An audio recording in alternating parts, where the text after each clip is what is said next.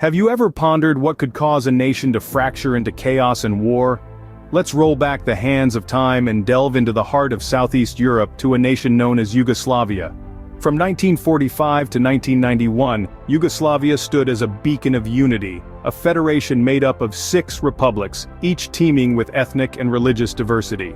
Serbs, Croats, Bosniaks, Montenegrins, Slovenes and Macedonians, all under the umbrella of one nation, coexisting, albeit with underlying tensions simmering just beneath the surface. Picture a mosaic of religions, a blend of Eastern Orthodox, Catholic, Muslim and Protestant followers. This diversity, while a beautiful testament to the region's rich history, also served as a potential catalyst for conflict. The political fabric of Yugoslavia was a delicate tapestry woven together by the threads of these diverse ethnicities and religions. Now, imagine the role of a strong leader, a binding force, in maintaining this delicate balance. Josip Broz Tito, the charismatic leader of Yugoslavia, played this role to perfection. His leadership style, a blend of authoritarianism and socialism, held the nation together, keeping ethnic tensions in check. But in 1980, Tito breathed his last, leaving behind a power vacuum and a nation grappling with uncertainty. The 80s also saw the global decline of communism, an ideology that had been the bedrock of Yugoslavian unity. The fall of communism further exacerbated the political tensions in Yugoslavia, stirring the pot of ethnic and religious diversity. The republics, once united under the banner of communism, began to assert their individual national identities, each seeking sovereignty and independence. The death of Tito and the fall of communism were like dominoes, setting off a chain reaction that would lead to one of the most devastating conflicts in modern history. Yugoslavia, a nation that once symbolized unity and diversity, stood on the edge of a precipice, staring into the abyss of war and destruction. The demise of a leader and an ideology, a nation teetering on the precipice of conflict. In the heart of Europe, a war was brewing, a war that would last for over a decade. As tensions rose in the early 90s, the stage was set for a series of conflicts that would come to be known as the Yugoslav Wars. It all began in Slovenia and Croatia in 1991, where the first sparks of conflict ignited into a full-blown war. Slovenia, a small republic nestled among the Alpine Mountains, was the first to declare independence from Yugoslavia. The Yugoslav People's Army, however, had other plans.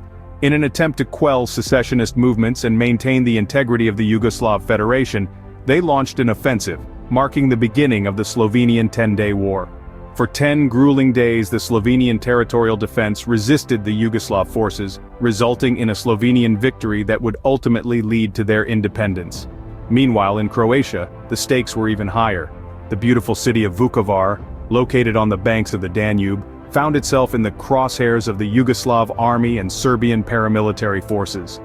The siege of Vukovar, one of the most devastating chapters of the Croatian War of Independence, lasted for 3 brutal months. The city, once known for its Baroque buildings and the peaceful coexistence of its diverse population, was reduced to rubble. The international response, however, was lukewarm at best. As the world watched, the European community and United Nations struggled to find a common ground on how to address the escalating crisis. Efforts to mediate and impose ceasefires were largely unsuccessful, and the world was left to bear witness to one of the most brutal conflicts in European history since World War II. These were just the opening acts in a drama of devastation and conflict that would span a decade. As the wars in Slovenia and Croatia raged on, they set the stage for a series of conflicts that would engulf the entire region, leaving a legacy of division, devastation and heartbreak that continues to resonate to this day. When we think of genocide, our minds often wander to the horrors of the Holocaust, but did you know that Europe saw another genocide in the 1990s? In the midst of the Yugoslav wars, the Bosnian War was a brutal conflict marked by ethnic cleansing, sieges and genocide. Bosnia and Herzegovina, a small country in Southeast Europe, became the battleground for one of the darkest chapters in modern history. The war started in 1992 when Bosnia and Herzegovina declared independence from Yugoslavia. This didn't sit well with the Bosnian Serbs, who were intent on retaining ties with Belgrade and Serbia. They initiated a campaign of ethnic cleansing against Bosniaks and Croats, aiming to create ethnically homogeneous regions within Bosnia. The world was shocked by the cruelty and scale of the violence, but the worst was yet to come. In July 1995, The town of Srebrenica witnessed a genocide that would stain the pages of history. Despite being declared a safe area by the United Nations, the town fell to the Bosnian Serb forces. Over the course of several days, more than 8,000 Bosniak men and boys were systematically killed. The horror of Srebrenica is a chilling reminder of humanity's capacity for cruelty. The role of international organizations during the Bosnian War is a topic of complex debate. The United Nations was criticized for its inability to prevent the Srebrenica massacre, despite having peacekeepers in the area. NATO, on the other hand, intervened in 1995 with a bombing campaign against Bosnian Serb forces, which played a significant role in ending the war. The Bosnian genocide was a stark reminder of the destructive power of hatred and the importance of international intervention in preventing such atrocities.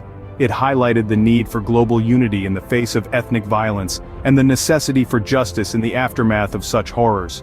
The world watched in horror as the worst atrocity in Europe since the Second World War unfolded. The Bosnian genocide serves as a chilling testament to the importance of remembering history to prevent us from repeating its darkest moments. As the world hoped for peace in the Balkans, a new conflict erupted in Kosovo. In the late 90s, the Kosovo War marked yet another chapter in the Yugoslav Wars. Tensions between the ethnic Albanian majority and the Serb-led Yugoslav government sparked violent confrontations. At the heart of this conflict was a group known as the Kosovo Liberation Army. The KLA, primarily composed of ethnic Albanians, sought independence from Yugoslavia. The KLA's insurgency escalated quickly. Their guerrilla tactics and attacks against Yugoslav security forces led to a brutal response from the Yugoslav government. As the conflict intensified, the world watched in trepidation as the specter of ethnic cleansing once again loomed over the Balkans. Yet the world was not merely a spectator this time. In March 1999, NATO intervened. After failed peace negotiations, NATO launched an extensive air campaign against Yugoslavia.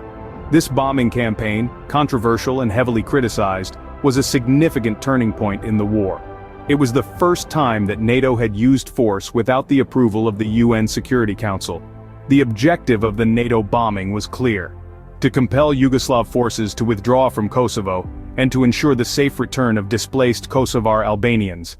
The airstrikes lasted for 78 days, causing substantial damage to the infrastructure of Yugoslavia and leading to numerous civilian casualties. In June 1999, under immense international pressure, Yugoslavia agreed to withdraw its forces from Kosovo. The war had taken a devastating toll, with thousands of lives lost and hundreds of thousands displaced. Yet, the withdrawal of Yugoslav forces marked the end of a brutal chapter in the history of the Balkans. The cycle of violence seemed unending, but eventually, peace had to come. The Kosovo War left a legacy of pain and destruction, but it also paved the way for the eventual independence of Kosovo. Despite the scars of the past, the hope for a peaceful future remained alive, a testament to the resilience of those who endured the horrors of war. In the aftermath of a decade of war, what was left of Yugoslavia?